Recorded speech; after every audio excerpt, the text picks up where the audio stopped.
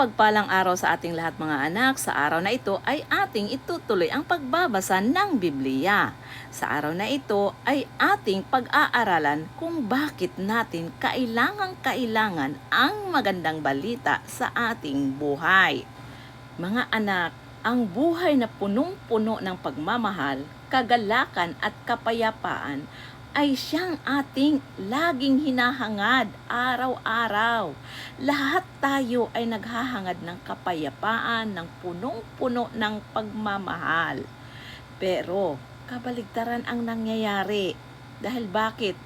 Ang ating dinanas ngayon ay punong-puno ng kapighatian, punong-puno ng mga pagsubok sa buhay. Ang buhay na punong-puno ng pagpapala ay para bagang malayo sa atin. Kasi ang ating dinanas ngayon ay ang kaguluhan. Nako, sobrang gulo, gera dito, gera doon, away dito, away doon. Parang puro tayo katanungan instead na kasagutan. Problema imbis na solusyon. Hanggang sa humantong tayo sa kawalan. Laging nag-iisip, laging naghahangad. Pero, ang sabi ng Biblia, ayon sa Mateo chapter 11 verse 28 to 30, lumapit kayo sa akin, kayong lahat na nahihirapan at lubhang nabibigatan sa inyong pasanin, at kayo'y bibigyan ko ng kapahingahan. Pasanin ninyo ang aking palayok at matuto kayo sa akin sapagkat ako'y maamo at may mababang loob. Makakatagpo kayo sa akin ng kapahingahan sapagkat madaling dalhin ang aking pamatok at magaan ang pasaning ibibigay ko sa inyo. Amen. Praise the Lord. So, ibig sabihin mga anak, na pag tayo ay nabibigatan, pag tayo ay nahihirapan, ang ating mahal na Panginoon mga anak ay nag-offer ng kanyang kapahingahan.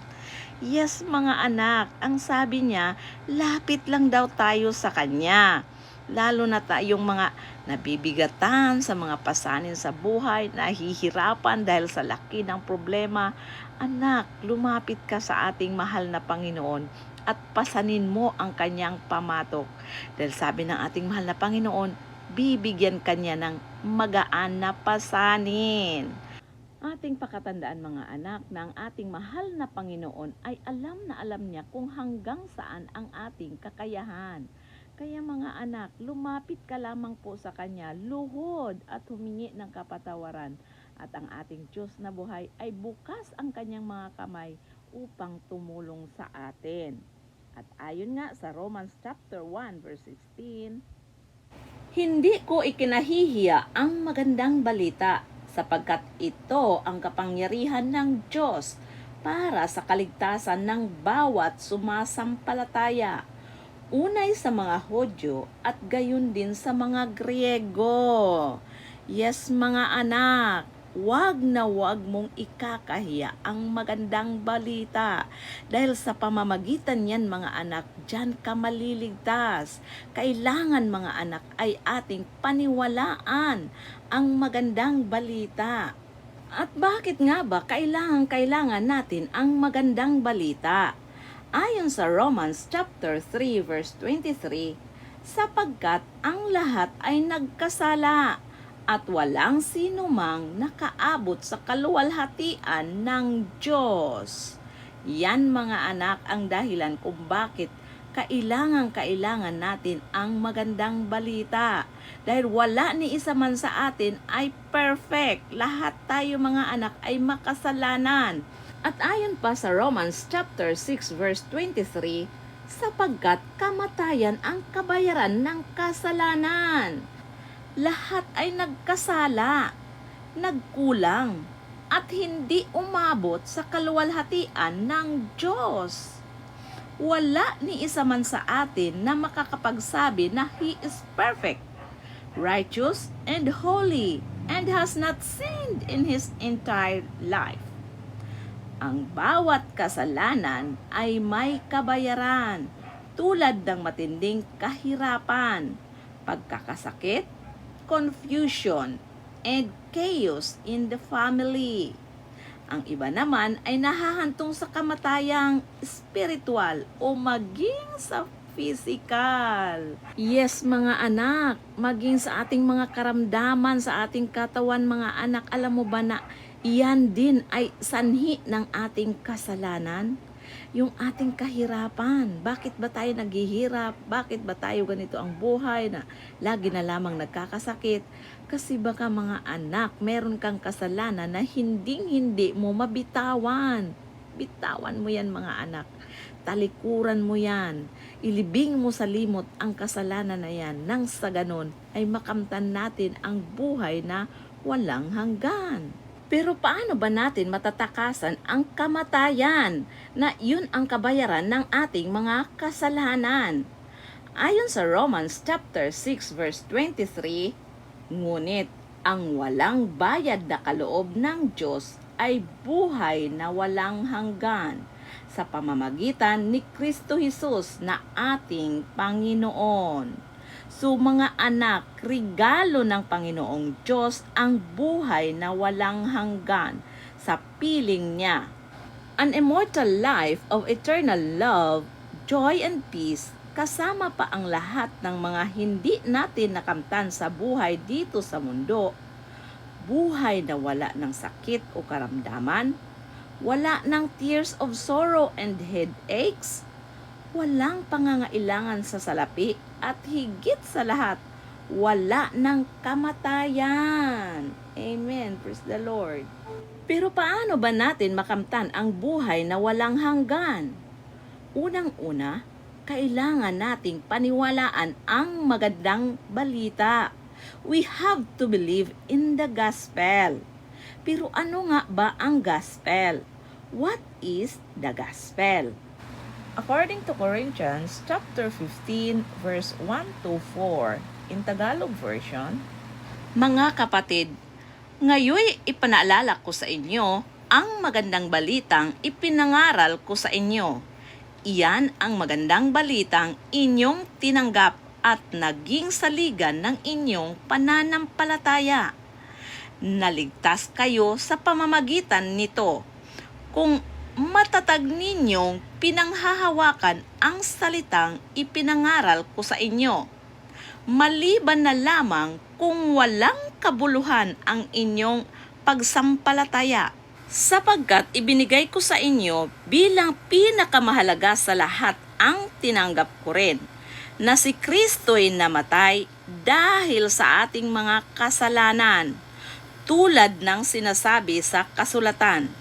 Inilibing siya at muling nabuhay sa ikatlong araw, tulad din ng sinasabi sa kasulatan. So therefore, the gospel is the death of Christ, burial of Christ, and the resurrection of Christ. Then the second is obey the gospel. But how to obey the gospel? According to Acts chapter 2 verse 38 in Tagalog version, sumagot si Pedro, pagsisihan ninyo talikuran ang inyong mga kasalanan at magpabautismo kayo sa pangalan ni Hesukristo upang kayo'y patawarin at tatanggapin ninyo ang kaloob ng Espiritu Santo. Amen. Praise the Lord. So mga anak, obedience to the gospel means repentance, baptism in Jesus' name, receiving the gift of the Holy Spirit.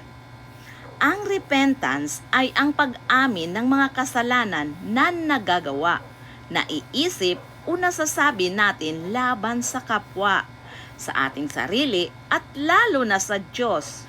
Ang repentance ay sinusundan ng pagtalikod o pagtigil sa mga bagay na ito.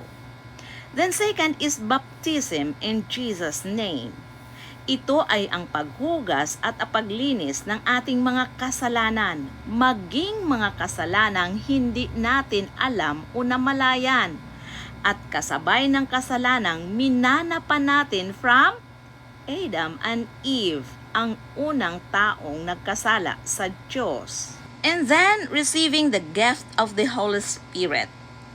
By being baptized in the Holy Spirit, we have the power to resist temptations, disengage from sinful bondages, and help us walk in a new Christian way. Faith must result in action. Without the obedience to the gospel, faith in Jesus is utterly in vain. Simple lang, hindi po ba? Pero hindi lang doon nagtatapos ang ibig sabihin ng believing the gospel. According to Acts chapter 8 verse 35 to 38 in Tagalog version, simula sa kasulatang ito ay isinalaysay sa kanya ni Felipe ang magandang balita tungkol kay Jesus. Nagpatuloy sila sa paglalakbay at dumating sa isang lugar na may tubig. Kaya't sinabi ng pinuno, "Tingnan mo, may tubig dito.